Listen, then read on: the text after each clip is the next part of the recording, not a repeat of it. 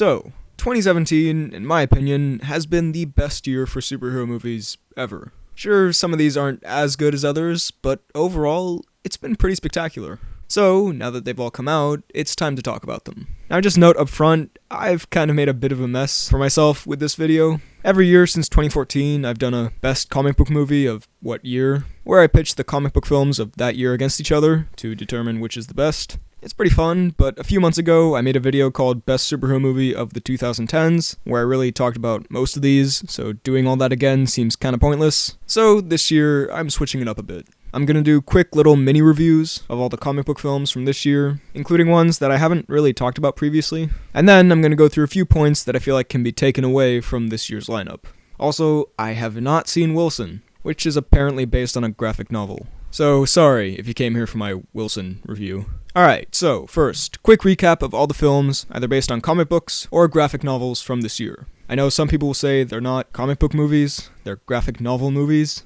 Whatever, just go with it. The Lego Batman movie. Hilarious Batman spoof, it's funniest for Batman fans, but still really enjoyable for a casual audience member. Falters a little in the third act. 9.5 out of 10. Logan. Emotional, exciting, well-made, gripping, brutal as all hell, with some of the best performances ever in a superhero film. 9.8 out of 10. Guardians of the Galaxy Volume 2. Not as good as the first, but a very enjoyable, funny film with likable characters, and some super creative, comic booky aspects that gets a little bogged down by some sometimes slightly rushed-feeling character development, and a slower middle part. 8.8 out of 10. Wonder Woman. Fun period piece superhero film with two very charismatic leads that is great for most of it, and then has a pretty disappointing finale. 8.8 out of 10. Spider-Man Homecoming. Probably the biggest surprise this year for me, that being a really pleasant one. I was expecting this to be super average, and it was so enjoyable and so much fun. Plus the really relatable, fun teen Peter Parker stuff, and the MCU aspect, sets this apart from the other Spider-Man films. 9.7 out of 10. Valerian and the City of a Thousand Planets. One of the most visually stunning comic book films, with an amazing world that is really dragged down by bad performances and an honestly pretty terrible script.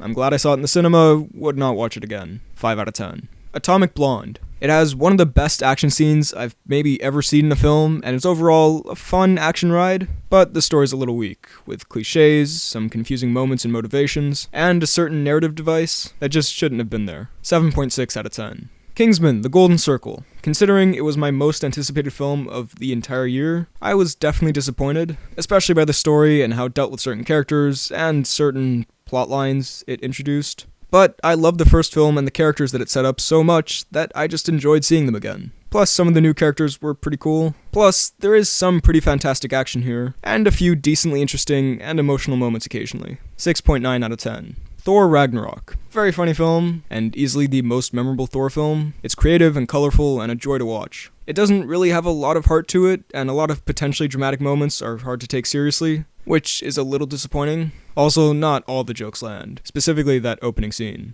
But on the whole, it's just so much fun that you kind of forget about that stuff. 9 out of 10. Justice League. This is my X-Men Apocalypse of this year. The film that a lot of people hated, that I had a lot of fun with. The story, possibly due to reshoots, is the biggest problem with this film. It's quite generic, and it does have a lot of stupid moments, and the villain sucks. But I had a good time with it overall. It felt like a long episode of the Justice League cartoon I watched growing up, and that was just cool to see. Plus, I liked most of the characters, and this is the best version of Superman we have seen in a long time. 7.8 out of 10.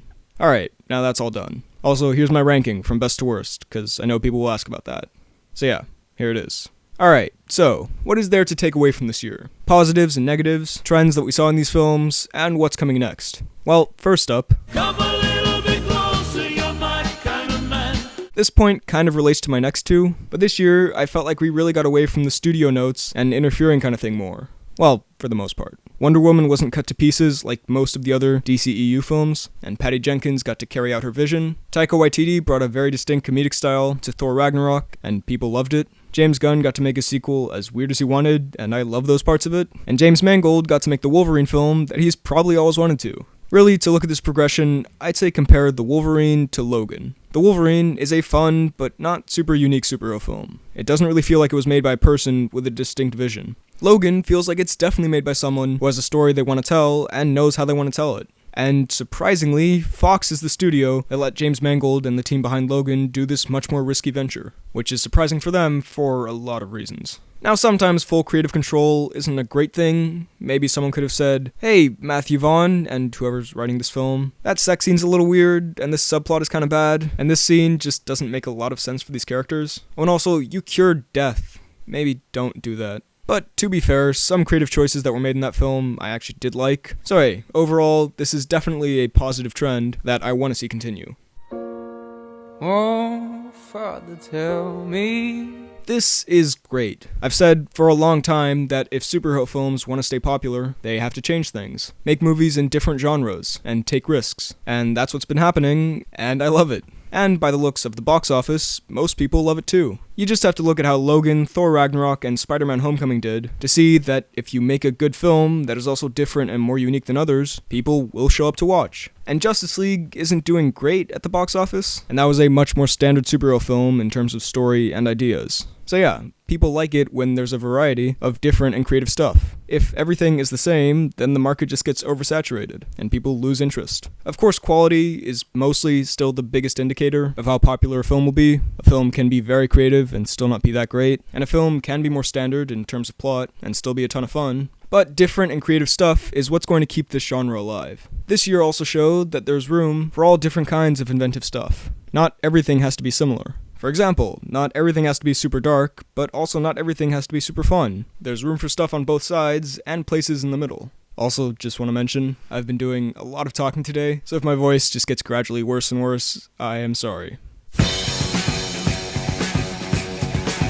Now, this has been happening for a little while, and with superhero films, really it started, I think, with the MCU, but mainly got going with Deadpool last year. And now this year, a lot of the mainstream stuff is super meta, even the stuff that you wouldn't really expect. Like yes, Spider-Man and Guardians are very meta in their own ways, but Lego Batman is just outright a Batman spoof through and through, that just happens to be made out of animated Lego. And Thor Ragnarok, in a lot of ways, felt like a spoof of the MCU to me. Like, there were a few times where I expected the characters to turn to the camera all Deadpool style and acknowledge what was happening.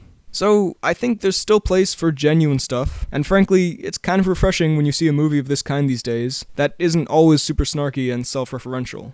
But if it continues to be as funny as it was in these two films, then I'm happy to see more.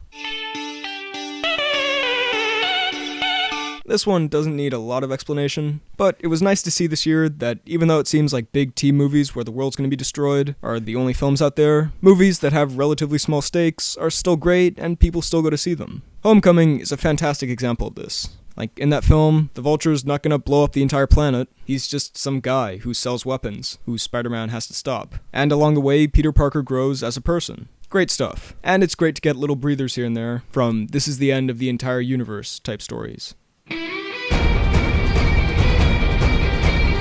Now, looking to the future of these films, this year really signaled that a bunch of stuff is going to change. Not so much for Marvel Studios, they're sticking to what they do well, and it looks like that's going to continue going forward. But for Marvel, Fox, and DC, yeah, stuff's changing. Firstly, female-led comic book films got a big boost this year. A little from Atomic Blonde, which I think was a decent commercial success, but mostly, obviously, from Wonder Woman. Now, I thought this was incredibly obvious, but female-led superhero films before this weren't failures because they were female-led, it's because they were awful. So, now that a good one was made, and it made a ton of money, finally these films can get more attention, as can women in the movie industry in general. We've got a sequel coming up, plus Captain Marvel, plus maybe a Black Widow film, and really, it's just looking much better for these films going forward than it did at the start of the year. Then also for DC, Justice League's so far pretty disappointing box office is gonna change stuff up. This was a hard turn into lighter, more Marvel-ish stuff for the DCEU.